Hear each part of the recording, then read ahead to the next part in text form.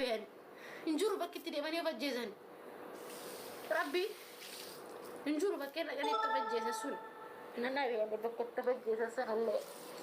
وعيني بيا كنا انجروا بكجرون بيوان برا واينا أمنا كيس جركو ناسينا أنا بقى فايتس نان جينا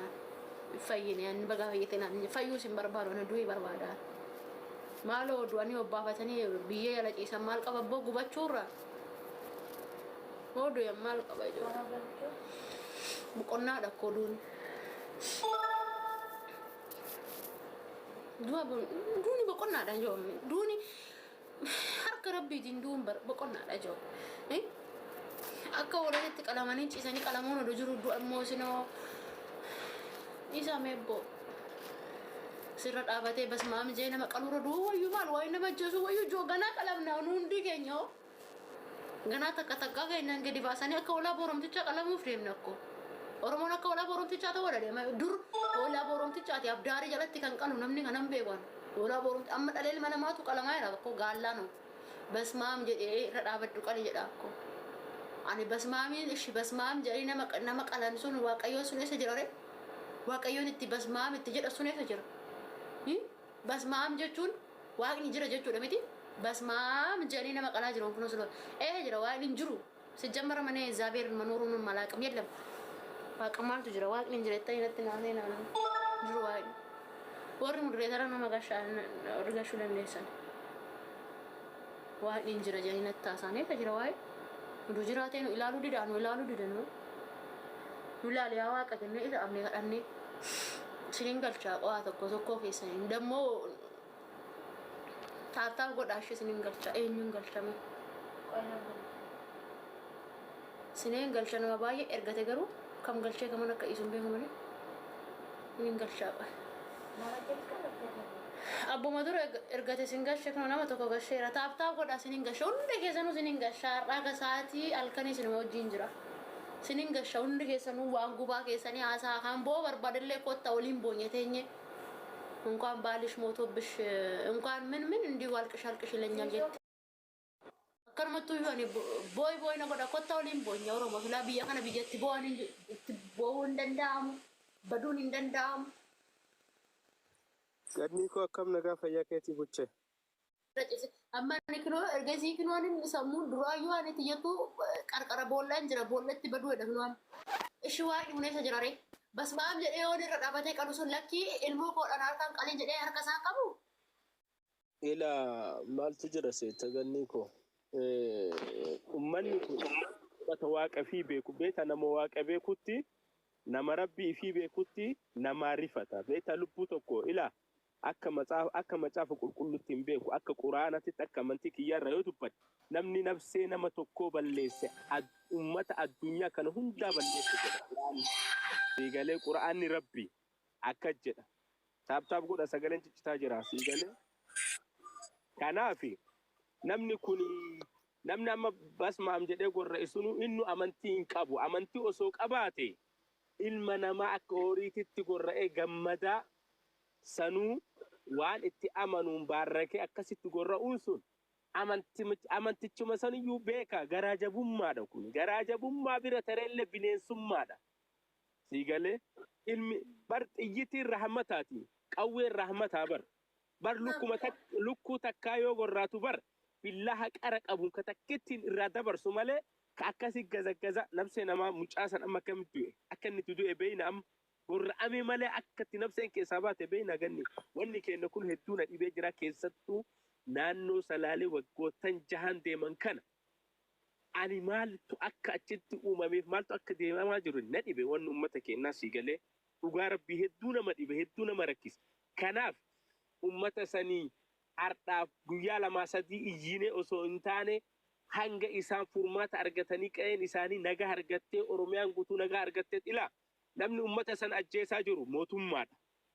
qaama biraa takka neegatina namni faannoollee gadhiisee seensis mootummaan mataa isaatu shiftaadha kaqabanii gorra ammalee kaqabanii mana keessatti hidhanii manatti aggoranii bira taa'an meeqa jira kabirrii fidi jedhanii ni bira taa'an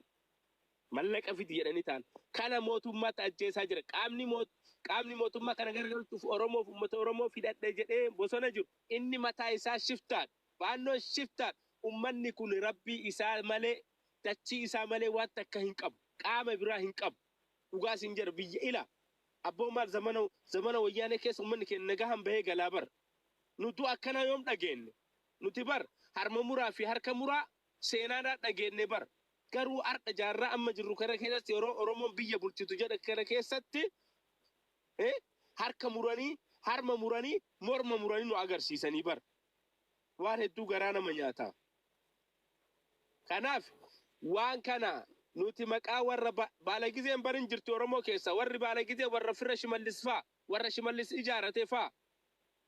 Biraanuu Juullaa faa warra kana warri baalagizee warri gizeen itti tolte Dubai fi Amerika keessatti mana bitattee ilmaan isaanii Amerika keessatti Awurooppaatti barsiisaa jiran warri sun baalagizee nuti immoo maqaa isaaniitiin ummanni keenya miskiinni maqaa isaaniitiin baalagizee jedhamee akka horiitti gorra'amaa jira. Ka keessattuu kan salaaleen dhufe rabbi namatti hin fitin wallaggallee akkas salaaleen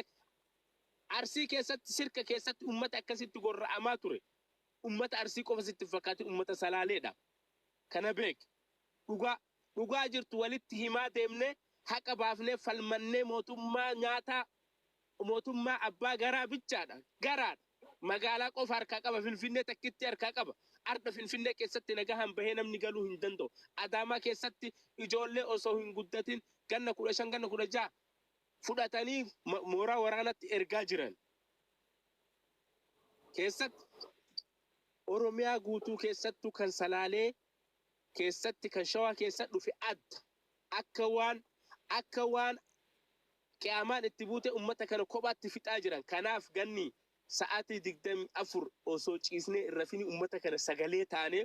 erga isaan furmaata mootummaan kijibduun kun kennee fi qa'ee isaanitti galan waa'ee gargaarsa haasofna amma gargaarsa irraa haasofna ummata kana sagalee haa ta'u arda mucaa kana mucaa kichuu kana mucaa santu qofa arda sagalee isaa gorra'amu viidiyoon bahe malee haadholee meeqa ka garaa keessa qalanii ilmee keessaa baasan kan nuun argin abbootii meeqa ka sireerraan bu'iin ka qalamte dubartii meeqa ta gudeedamte ganni kanuuti hin argin kan waaqni qofa beeknu ka rabbiin qofti beeku meeqattu jira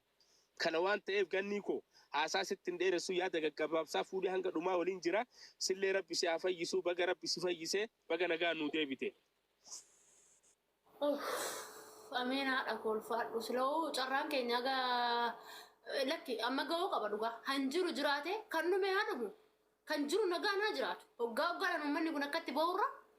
handu'ee kan hafe haa jiraatu maa jibbo maaltu nu hafe ishi maaltu hafe uummata kana wanni hafe jiru kanaan achi safuun Oromoo irratti hafe maaltu jira sanaan achi mee maaluma ta'uuf deema uummanni kun siloo jiraan fannifame jiraan gubate jiraan awwaallame mormi murame kanaaf ta'e jedhamtullee kun morma dhaabataan kun morma muraan dhaabataan ija keenya yeroo laallu bas maam jee morma kuteen agarsiisa kana caala maal ta'uuf deemne yaa ummata kana caala mee ummanni kun karam deemuuf deemu ummanni kun qe'ee namaan dhaye kara namaan dhaye nyaadhu jechuun jarana nyaadhu jechuun dhugi jedhee Oromoon uffadha deemu taa'iin jedhee qe'ee isaarratti ajiseen bara dachiisaa kenne maaliif boo maal yoo qabbana laallatamee ummata kana maal rabbisoo ummata kana ilaale maal qaba dhugaan akkan baay'ee dubbachuu hin danda'u waan ta'eef dubbadha warra dubbachuu dandeessa waa'ee uummata kanaa warra dubbachuu dandeessan dubbadha isaa waa'ee uummata kanaa dhugaa marrimaan nu gubate waan garaan namaa banamee namatti agarsiisee garaa keenya hundi keenya walitti agarsiisne gubaa keenya jechuudha gubaa uummanni kun keessa jiru. Akkam jirta ganni wayyoo qabda. Taate waaqayyo baga si fayyise baga nagaan dhuftee dursa baga fayyitee dhukkuba keerraa akkasuma uummanni jala jirtan nagaa siniif haa ta'u. Dhugaa dubbachuu fi waa'een uummata salaalee dhugaa rabbii maal jedhamee akka dubbatamus itti deddeebi'e kun rakkoon irra qofa osoo hin taane rakkoo isaanii ibsuun baay'ee ulfaata dhugaa rabbii maaliif jennaan uummata shawaarra kan ga'aa jiru hanga dhaqanii dhugaadha nama lama nama sadi kan miidiyaa irratti viidiyoo waraaban malee kan kana lama ta'udha. Uummanni kun karaa meeqa miidhamaa jira halkanii warra dakaatiin miidhamaa jira sababni isaa alkayyoo warri dakaa dhufanii nyaata nuu kennaa jedhaniini warri caakkaa isaan lubbuu isaaniitiif jedhanii waan qaban sana kenna guyyaa amma mootummaan nama kana qallabaa bulte nama kana walitti qabde uummata kana jedhanii mootummaan qaba karaa meeqa dararamaa jiru rakkoon isaanii maalidha? Rakkoon Oromiyaa keessa jiru maalidha? Oromiyaan 11 kun olii galee dursa yoo nageenyi hin jiraanne gargaarsi godhamu waan takka faayidaa hin qabu. Maaliif jennaan nageenyi hin jiru gargaarsa akkamitti gargaaruu dandeessa? Yoo uummanni kun nagaa qabaate, yoo uummanni kun bakka qubatu qabaate, yoo uummanni